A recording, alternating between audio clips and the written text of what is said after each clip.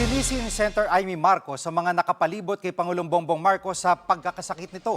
Pumalawag naman dyan ang Malacanang. Live mula sa Senado, nangunguna sa balita si mobile journalist Mermo Pag nagkasakit ng Pangulo, kasalanan na daw ng nakapaligid. Agree po ba kayo doon? Oh. Reyes. Mermon, anong reaksyon ng palasyo sa pahayag ni Senator Amy?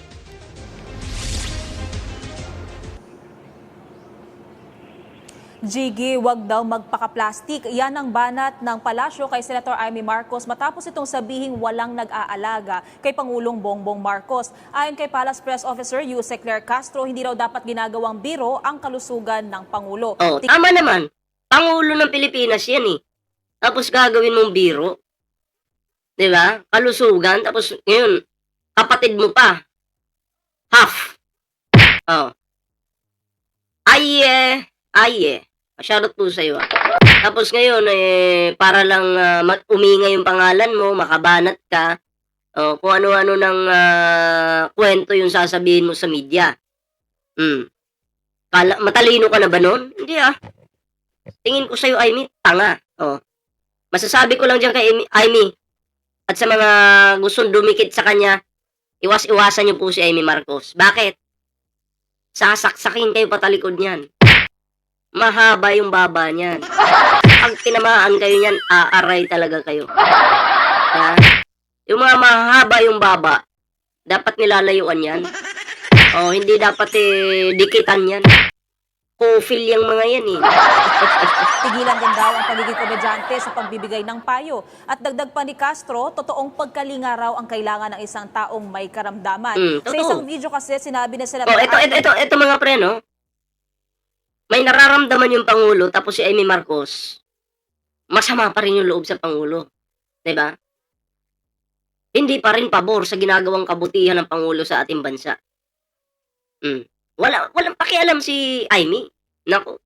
Kaya masasabi ko sa mga DDS, ingat kayo. Kay Sara Duterte, ingat ka. Ingat ka dyan. Sa alaga mong aso. Kagating kanyang patalikod. Alam ko aso mo yan. Kaya ingat ka. Baka traidorin ka niya. Nagawangan traidorin si PBBM eh. Ikaw pa kaya? Hindi ka kadugo.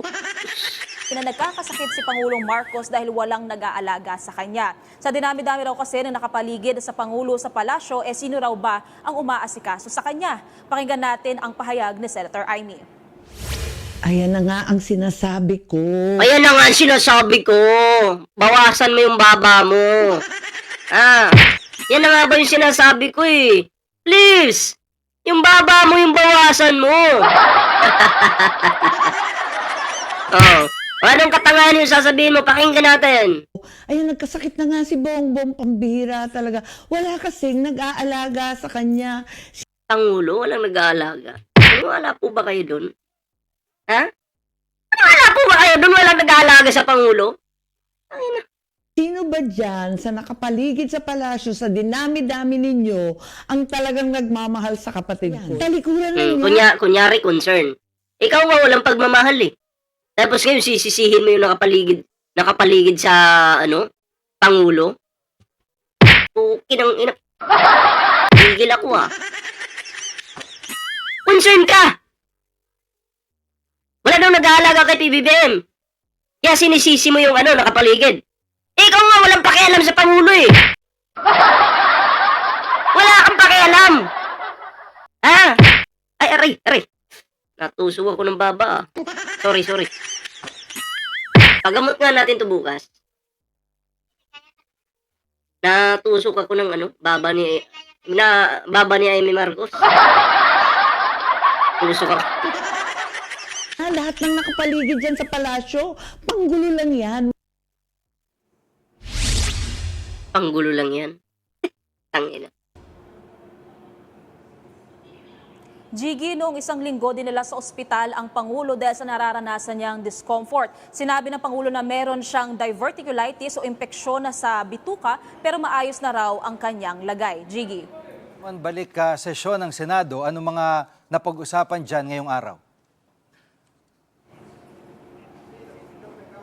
Gigi, kani-kanina lang nag-privilege speech si Senator Risa Hontiveros kung saan kinondena niya ang mga kinatawan ng China dahil sa umano'y panghihimasok at pananakot nito sa mga Pilipino. Git ng senadora, ang mga bahagi ng foreign missions tulad ng mga ambassador ay panauhin lang daw at hindi arbiter ng demokrasya. Wala raw karapatan ang kahit sinong dayuhan na patahimikin ang mga Pilipino sa sarili nitong bansa. Tama, pinapatahimik tayo eh. Bawas-bawasan daw yung mga sinasabi natin eh. Bawasan daw yung freedom of speech. Sino ba kayo? 'Di ba? Para patahimikin yung mga Pilipino. 'Di ba? Focus kayo sa ano nyo, sa China. Huwag dito sa Pilipinas. Yun lang. Nauna nang pinatawag ng China si Philippine Ambassador to China, Jaime Flor Cruz, para tutulan ng anilay paninira sa China ni PCG spokesperson for the West Philippine Sea, Commodore J. Tariela. Hindi raw ito tanggap ng China at dapat bumawi ang Pilipinas sa negatibong epekto nito sa kanila. Huwag din daw konsintihin ng pamahalaan ang umano'y paninira at panguudyok ng ilang opisyal nito. Pakinggan natin ang Yung China po, mahilig lang silang manakot. Expert po sila dyan. Hindi po sila, ayaw po talaga nilang makipagyera. Ayaw po nila. Kasi imagine, punta kang China, ang dami na nilang kumbaga, gumaganda yung kanilang lugar dyan. O dyan sa China. Tapos, makikipagdigmaan ka lang. Ano yan, yung pinaghirapan nyo, sisirain lang. So, ang China po, mahilig lang po silang manakot. Hanggang dyan lang po yung kaya nila. Weak po talaga yung China. Ayan po yung katotohanan dyan. ni Senator Risa. Ang huling pagkakaalam ko po nasa Pilipinas tayo. Wala tayo sa China. This is the Philippines. And we are in a democracy. Ang freedom of speech ay hindi lisensya para sa representante ng isang dayuhang bansa na manghimasok, manakot at mambastos sa mga Pilipino dito in the name of free speech.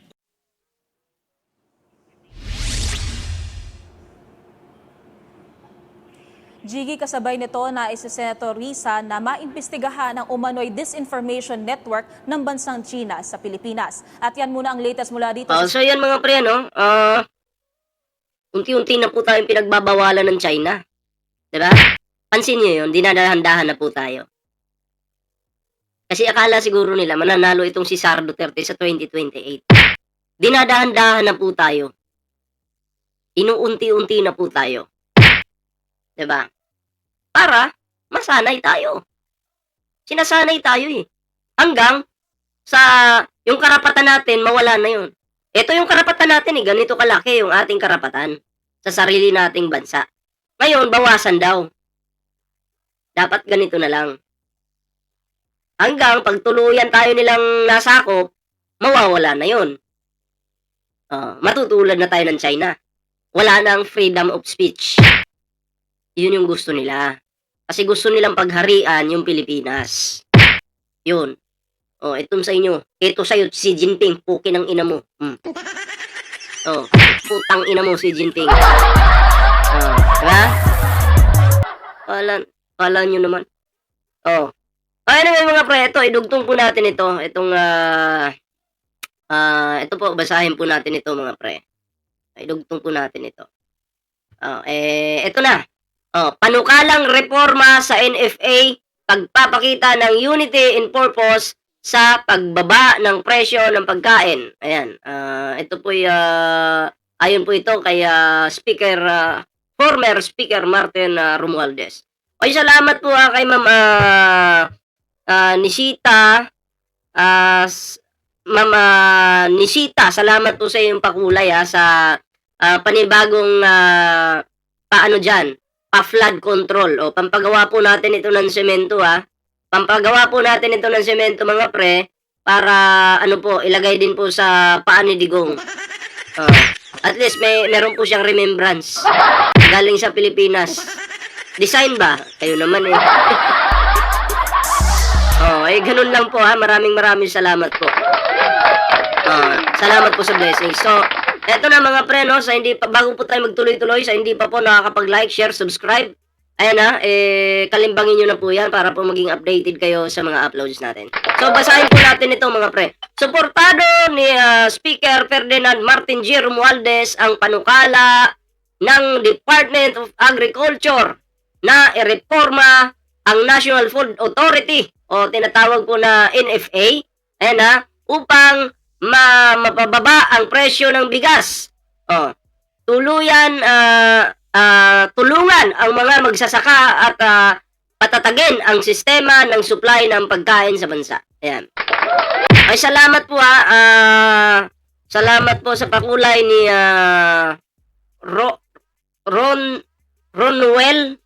Ronwell Jose.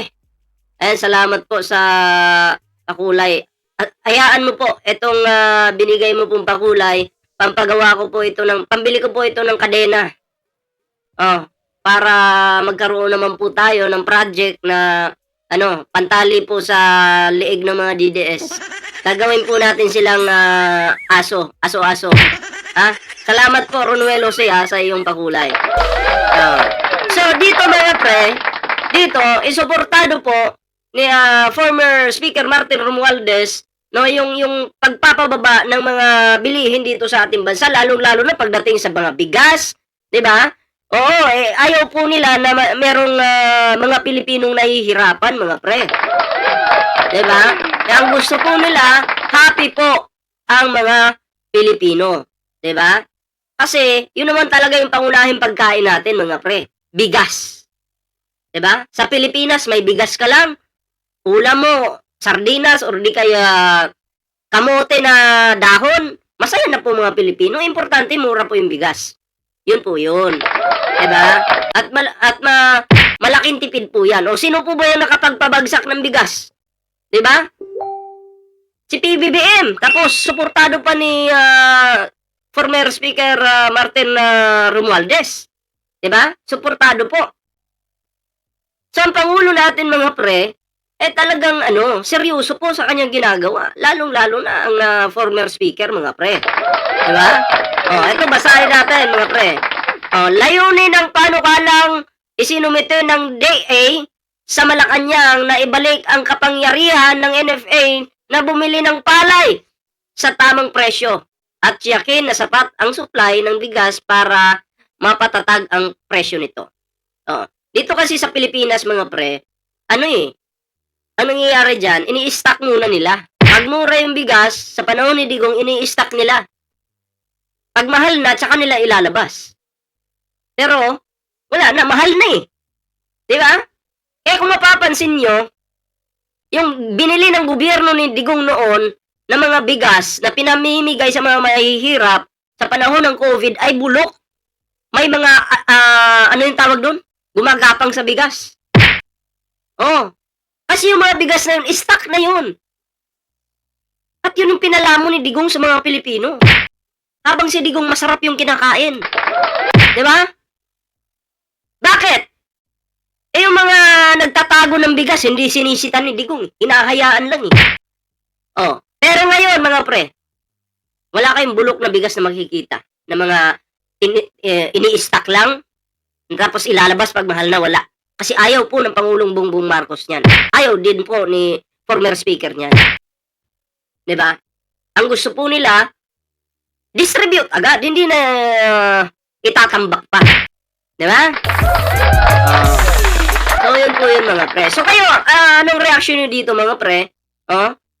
Comment down below naman para naman po ay mabasa natin yung inyong mga komento, inyong mga reaction. And also, share this live, mga pre. Like, share, subscribe, And syempre, may TikTok, may Facebook po tayo. Kalimbangin nyo na po yan. So, yun.